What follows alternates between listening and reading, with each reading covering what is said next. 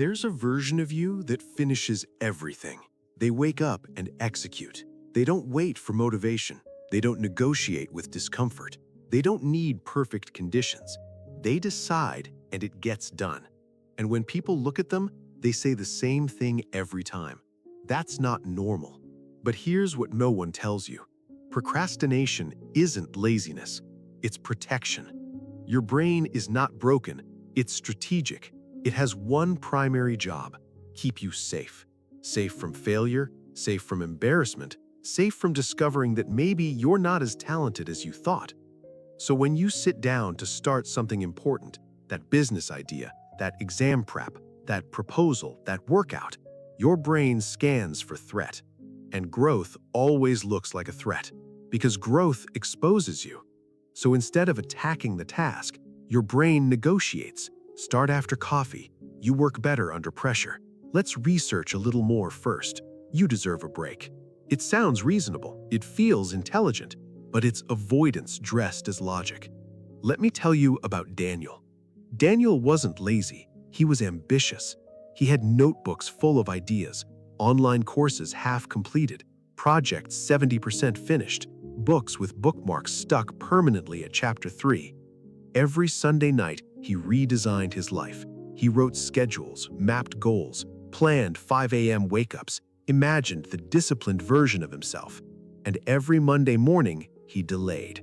Not because he didn't care, but because starting meant risking proof. Proof that he might fail. Proof that he might not be exceptional. Proof that effort doesn't guarantee outcome. The pattern repeated every week.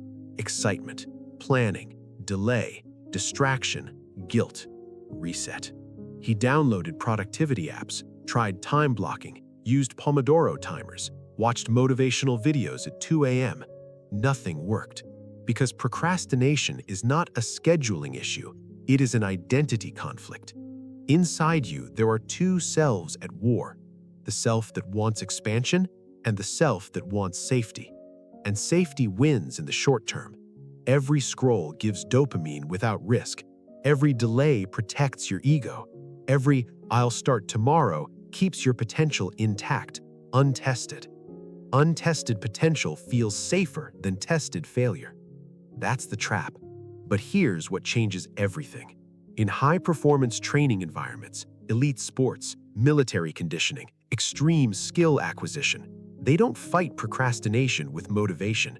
They eliminate the version of you that is allowed to delay. They install a structure so rigid, so identity-driven, that action happens before negotiation can begin. Not because you feel strong, not because you feel inspired, but because the system leaves no space for escape. Over the next 90 days, you will not try harder.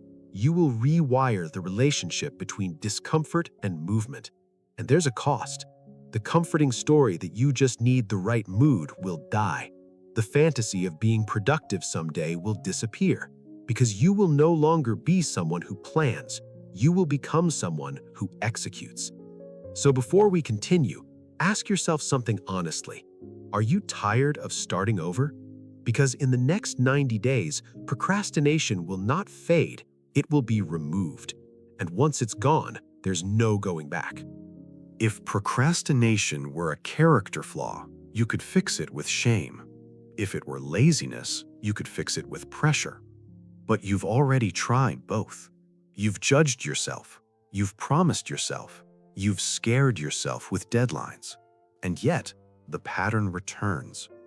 Because procrastination is not a weakness, it is a survival response. The moment you face a task that matters, something tied to growth, evaluation, or visibility, your brain runs a threat assessment. Not logically, emotionally. Your limbic system, the ancient survival circuitry of your brain, activates before you consciously think. It scans for social risk, uncertainty, and potential ego damage. And here's the brutal truth. Growth is socially risky. When you try something meaningful, you expose yourself to judgment. When you execute publicly, you risk being seen as inadequate. When you commit seriously, you remove your excuses. Your brain does not like that. So, it intervenes. Your prefrontal cortex, the rational planner, says, "This is important. Start." Your limbic system says, "This feels unsafe. Delay." And the limbic system is faster. It evolved to protect you from predators, rejection, exile. Thousands of years ago, losing status in the tribe meant death. Today, the tribe is your peers, your audience, your family, your social circle. The threat is no longer physical, but your brain hasn't updated its software. So when you open that blank document, prepare to launch that idea or begin that transformation, your brain interprets uncertainty as exposure, exposure as danger, danger as something to avoid, and avoidance feels like relief. That's why scrolling feels soothing, why cleaning your desk suddenly feels urgent, why watching one more video feels harmless. You are not choosing distraction, you are choosing temporary safety. Now here's where willpower fails. Willpower operates in the prefrontal cortex, the logical, effort-based region of your brain. But the emotional brain can override it under stress, and starting meaningful work creates stress. Not panic-level stress, identity-level stress. Because action produces evidence. Evidence can confirm growth, or it can confirm limitation. As long as you don't fully act, your potential remains intact, untested, unthreatened. Untested potential is comforting. It allows you to believe, "I could succeed if I really tried." But the moment you really try, that belief faces reality, and reality is unpredictable. This is why you overplan. Planning feels productive without risking identity. Research feels productive without risking judgment. Talking about goals feels productive without risking evaluation. Execution removes the fantasy. It replaces imagination with proof, and proof is terrifying. So your brain negotiates. Tomorrow, after I'm more prepared, when I feel confident. But confidence is built through execution, not before it. And every time you ask yourself, "Do I feel like doing this?" you give emotion veto power over action. That is the crack in your discipline. High performers don't feel less fear. They remove the decision point where fear can intervene. They understand something most people don't. Procrastination is not defeated by trying harder. It is defeated by eliminating the option to delay. In the next part, you'll see the first structural weapon in the 90-day system: irreversible public commitment. Because when avoidance threatens your identity more than action does, the brain recalculates, and movement begins before doubt has time to speak. Motivation is fragile. Discipline is unstable, but identity is powerful. If you want to destroy procrastination, you don't need more energy. You need a point of no return. Here's the first rule of the 90-day system. Make your commitment irreversible. Most people fail because their promises are private. Private promises are reversible, and anything reversible becomes negotiable. When you tell yourself, "I'll start tomorrow," you are both the judge and the accused, and judges are very lenient when no one is watching. This is why you forgive yourself so easily. But something changes when commitment becomes public. When your identity is placed on the line in front of others, your brain recalculates risk, because humans are wired for status preservation. Thousands of years ago, losing credibility inside the tribe meant exclusion. Exclusion meant vulnerability. Vulnerability meant death. That wiring still exists. Your brain interprets social failure as a survival threat. That's why embarrassment feels physical. That's why rejection feels like pain. Now imagine using that mechanism intentionally. Instead of protecting your comfort, you protect your word.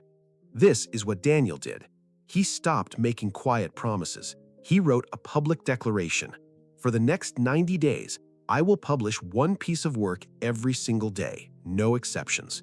He didn't announce an intention. He declared an identity. I am someone who ships daily. He posted it publicly. Friends reacted. Some supported him, some laughed, some said, let's see how long this lasts. Perfect. Because now quitting had witnesses. And something fascinating happened on day 3. He woke up tired. His mind began the usual script. Start next week. You need better ideas first. You're not ready. But this time, there was friction, because stopping wasn't private anymore. Stopping meant explaining. Stopping meant losing credibility. Stopping meant confirming the old identity. And suddenly, avoidance became more painful than action. This is the psychological pivot. When the cost of quitting exceeds the discomfort of doing, behavior changes. Not because you feel stronger, because the equation shifts. Now here's the key. Your declaration must be specific. Vague commitments are easy to reinterpret. I'll work harder means nothing. I'll try to be consistent means nothing. Irreversible commitment requires 3 elements. 1. Clear behavior. 2. Clear duration. 3. Clear visibility. Not, I'll write more. I will write 500 words every day for 90 days. Not, I'll work out. I will train at 6 a.m. Monday to Saturday for 90 days. Specificity removes escape routes. And you must understand something important. You're not doing this to impress others. You're doing this to trap your old self. The version of you that delays, the version of you that negotiates, the version of you that restarts every Monday. Public commitment collapses that version because identity under observation stabilizes. But here's the catch. Public commitment alone is not enough. If your structure is weak, pressure becomes overwhelming. That's why in the next part, we eliminate the second variable that fuels procrastination, the question of when. Because as long as timing is flexible, delay will always find space to breathe. You've made the commitment public. Your identity is on the line. Good. Now, we eliminate the second loophole that procrastination uses to survive: timing. Most people don't fail because they refuse to act. They fail because they leave time flexible. And flexibility is where delay hides. When you say, I'll do it later, I'll do it tonight, I'll find time this week, you've already lost. Because later is elastic, and your brain loves elastic promises. Every time you delay a task, your mind runs a silent calculation. Is this the best time?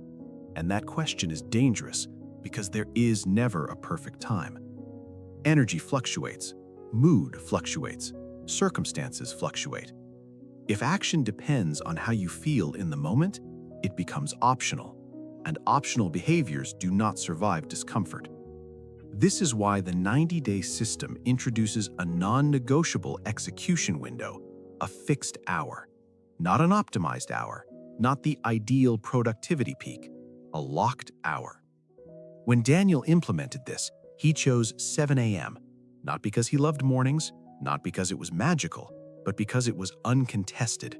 No meetings, no social demands, no decision fatigue yet. At 7 a.m., execution began. Not if he felt ready, not if inspiration struck. It began because the clock said so. And something subtle changed. He stopped asking himself, do I want to start? He started asking, it's 7 o'clock, what's first? The decision point disappeared. That's the key. Every time you decide whether to act, you reopen negotiation, and negotiation activates emotion. Emotion activates avoidance, so we remove the negotiation entirely. You don't decide to brush your teeth every night. You don't debate whether today feels like a toothbrushing day. It happens because it's structurally embedded. That's what you're building here, a structural reflex. But here's what most people misunderstand about fixed hours. It's not about productivity optimization. It's about decision elimination. Every decision consumes mental energy. Psychologists call this decision fatigue. The more choices you make during the day, the weaker your self-control becomes. If you delay your important work until evening, you are asking your tired brain to fight your strongest resistance, and tired brains choose comfort. A fixed hour protects you from that. It anchors execution before emotion has momentum. Now, here's the hard rule. You do not move the hour. You don't shift it because you slept poorly. You don't shift it because you're not in the mood. If the time changes frequently, the habit destabilizes. Consistency of timing builds neurological predictability. Predictability reduces friction. Friction reduction builds automaticity. After 2 weeks, Daniel noticed something strange. At 6:58 a.m., his body felt alert. At 7 a.m., he moved without debate. The internal argument that used to last 20 minutes disappeared because there was no longer a question. And this is critical. We are not trying to make action easier. We are making it inevitable. But there is still one more loophole procrastination uses. Even with a fixed hour, the mind can still ask, what exactly should I do today? And that question, that tiny crack, is where inconsistency sneaks back in. In the next part, we remove the final variable, the question of what. You've made it public. You've fixed the hour. Now there is only one place procrastination can hide: choice. Because even at a fixed time, your brain can still ask, what should I work on today? And that single question reopens negotiation. Choice feels empowering, but in the early stages of discipline, choice is destabilizing. Every option invites comparison. Comparison invites doubt. Doubt invites delay. When Daniel first locked in his 7 a.m. execution window, he still struggled, not with starting, but with selecting. Some mornings he worked on business strategy. Other days he outlined content.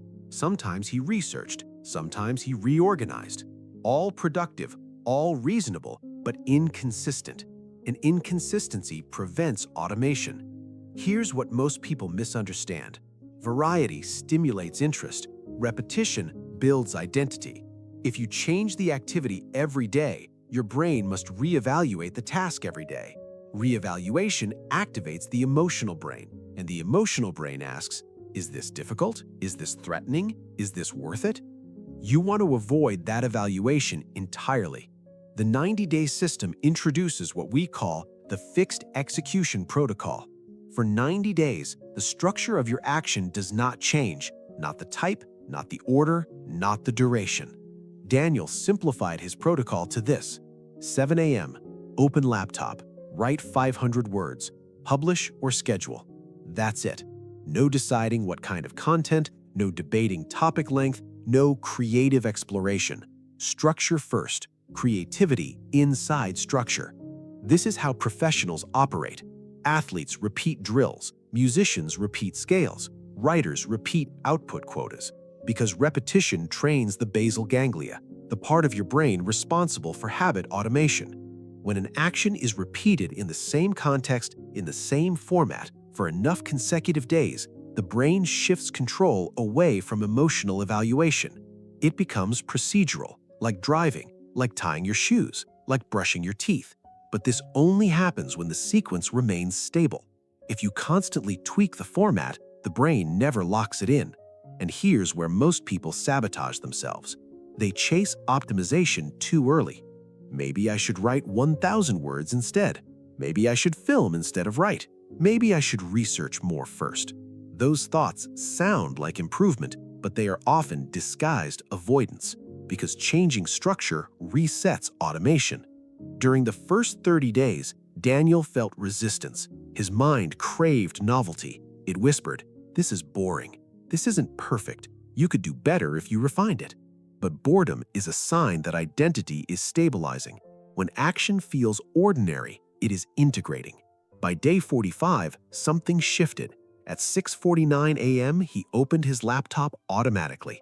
At 7 a.m., his fingers moved. No internal debate, no inspiration check, no emotional scan, just sequence.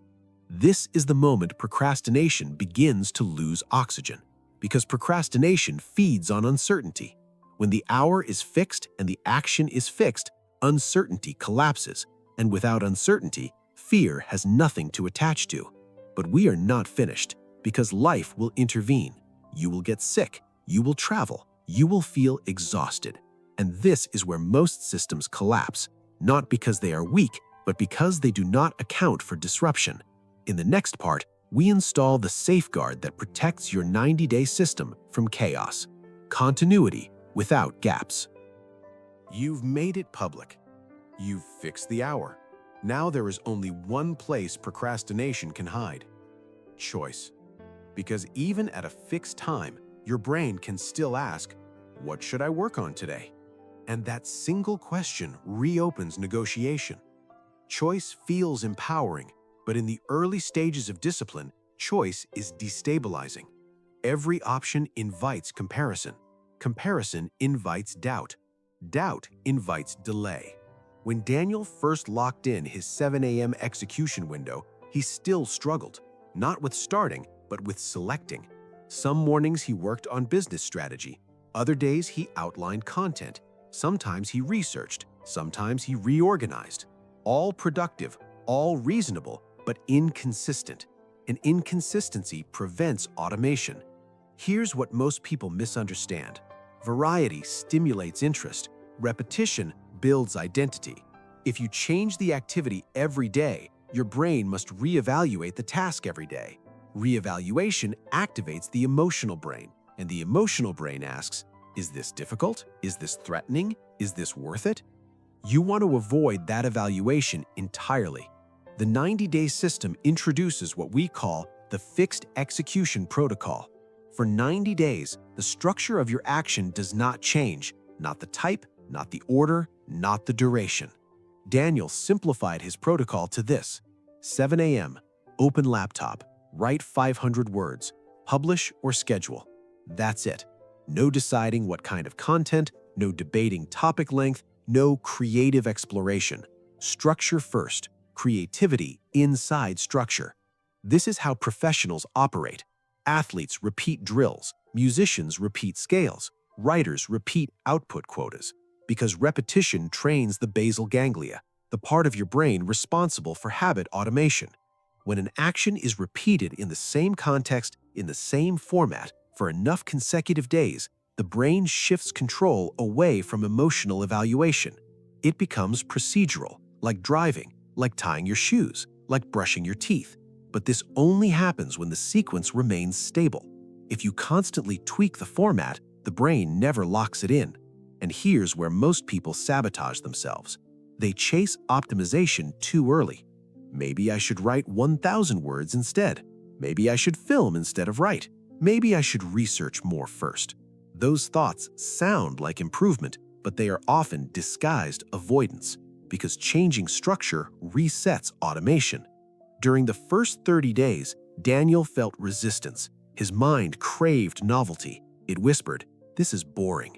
This isn't perfect. You could do better if you refined it." But boredom is a sign that identity is stabilizing. When action feels ordinary, it is integrating. By day 45, something shifted. At 6:49 a.m., he opened his laptop automatically. At 7 a.m., his fingers moved. No internal debate, no inspiration check, no emotional scan, just sequence. This is the moment procrastination begins to lose oxygen, because procrastination feeds on uncertainty. When the hour is fixed and the action is fixed, uncertainty collapses, and without uncertainty, fear has nothing to attach to. But we are not finished, because life will intervene. You will get sick, you will travel, you will feel exhausted. And this is where most systems collapse, not because they are weak, but because they do not account for disruption. In the next part, we install the safeguard that protects your 90-day system from chaos. Continuity without gaps. You can survive low motivation. You can survive boredom. You can even survive fatigue. But what destroys most systems isn't weakness, it's surprise. Life does not warn you before it disrupts you. You don't schedule sickness. You don't plan traffic jams. You don't anticipate emergencies. And when chaos hits, your brain shifts into reactive mode. Reactive mode is emotional. Emotional mode chooses relief. Relief chooses delay. That's how streaks die. Not dramatically, but casually. Today doesn't count. This situation is different. I'll resume when things settle. But here's the problem. Life never settles. There will always be something. This is why the 90-day system includes the final safeguard: pre-decided responses. Before disruption happens, you decide what you will do when it does. You remove improvisation. Improvisation invites emotion. Emotion invites escape. Daniel learned this the hard way on day 42. He had to travel unexpectedly for work. Early flight, full day of meetings, hotel check-in at midnight. The old version of him would have declared that day a loss. Reasonable excuse, valid explanation, socially acceptable break. But this time, he had already written a contingency plan. If I travel, I execute before departure or inside transit. No thinking, no debate. At 5:45 a.m. in an airport terminal, he opened his laptop and wrote 300 words. They weren't perfect, they weren't inspired, but they preserved identity. And something shifted inside him. For the first time, he didn't feel at the mercy of circumstances. He felt structurally independent. That's the power of pre-decision. When you decide in advance, you eliminate stress-based negotiation. Psychologists call this implementation intention. If X happens, I will do Y. Not I'll try, not I'll adapt, not I'll see. You decide once, calmly, so you don't decide later emotionally. Daniel created a list. If sick, minimum 50 words. If traveling, write before flight or during transit. If oversleep, execute immediately upon waking. If schedule collapses, execute before sleep. Every predictable disruption had a predefined response. This removed uncertainty, and uncertainty is where procrastination feeds. Here's the deeper psychological truth. When your brain knows there is always a plan, anxiety decreases. When anxiety decreases, avoidance weakens. Because avoidance is a strategy to reduce anxiety. But if anxiety is neutralized by preparation, avoidance becomes unnecessary. By day 95, Daniel stopped worrying about what-if scenarios because there was always an answer. Earthquake? He writes in a hallway. Power outage? He writes on his phone. Social event? He writes before leaving. There is no meeting, no self-negotiation, no vote. The system decides. And when the system decides, identity stabilizes.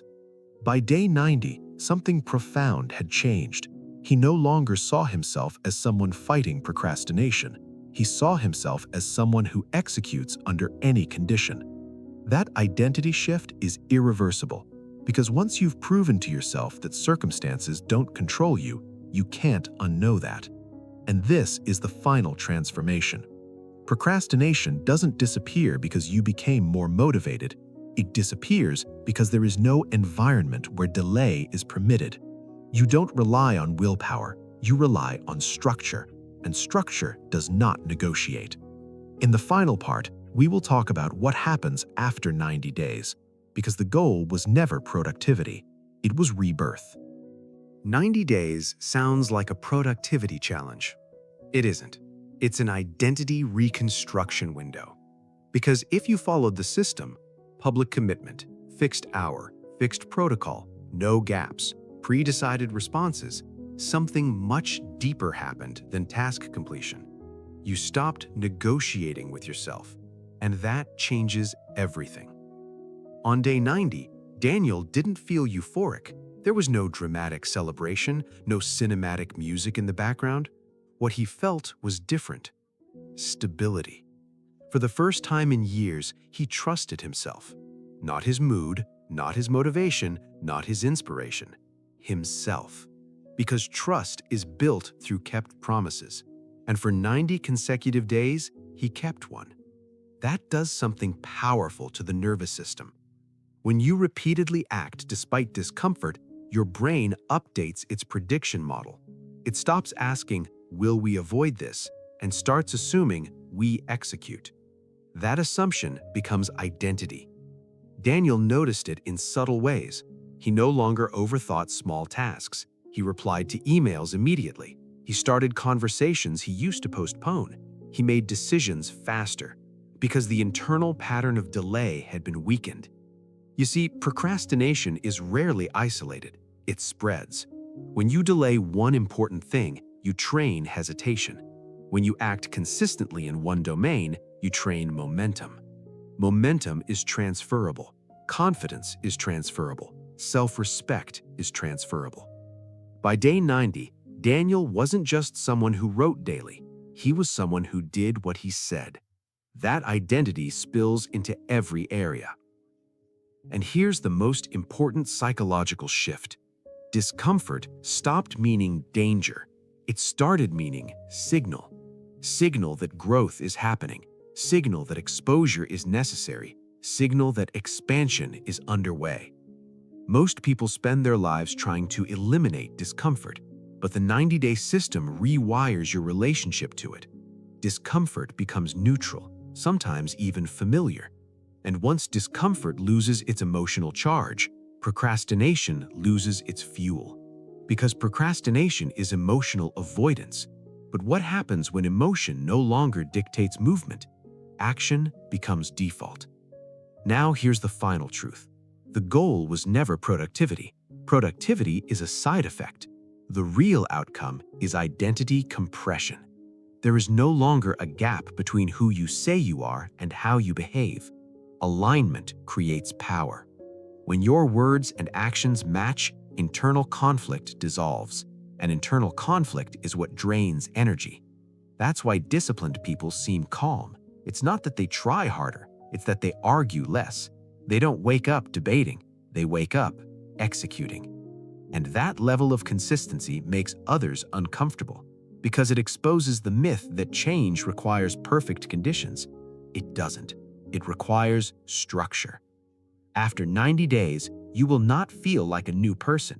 You will feel like the version of you that always existed but was buried under negotiation. And here's the part no one talks about. Once you experience this level of self-trust, going back feels impossible because restarting every Monday becomes embarrassing. Making dramatic promises becomes unnecessary. You don't need motivation speeches. You have evidence, and evidence is louder than inspiration. So now the question is simple. Are you ready to live in a reality where delay is no longer allowed?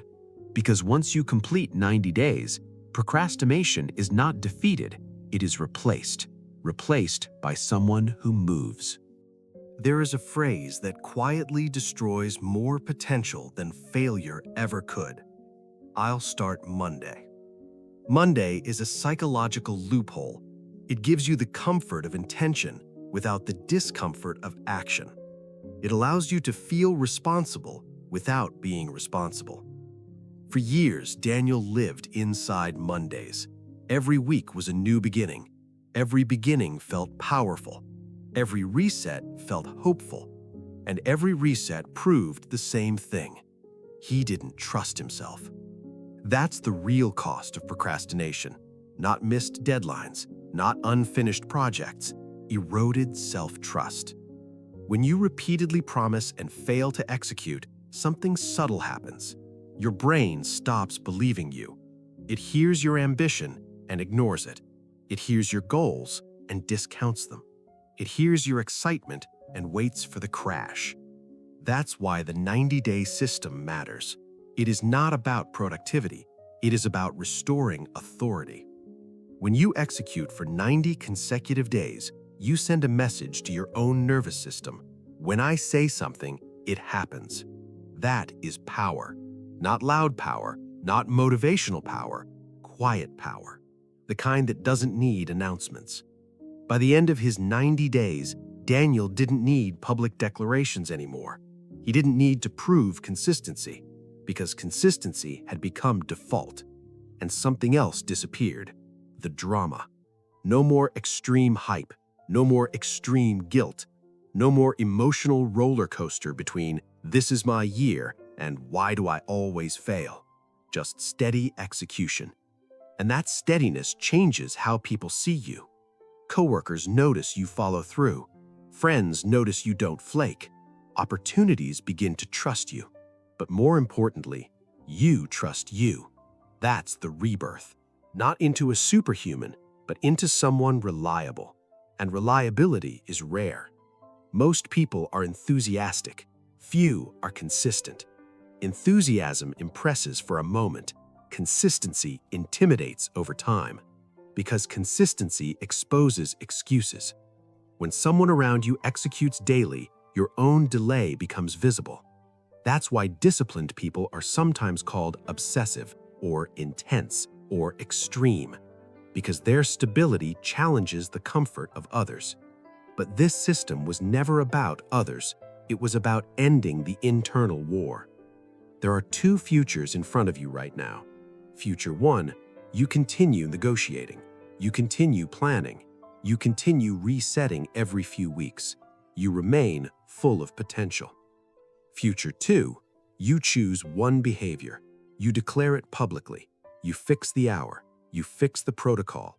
You remove gaps. You pre-decide disruption. And for 90 days, you stop arguing. No reinvention, no dramatic transformation posts, no constant tweaking, just execution. At the end of those 90 days, you won't need motivation because you will have proof. And proof changes identity. So here's the only question that matters. What is the one action you are ready to perform every single day for the next 90 days? Not 10 actions, one. Because one non-negotiable behavior is enough to rewire a life. Write it down, make it visible, make it irreversible, and understand this. The goal is not to become perfect. The goal is to eliminate Monday. Because once you stop starting over, you finally start moving forward.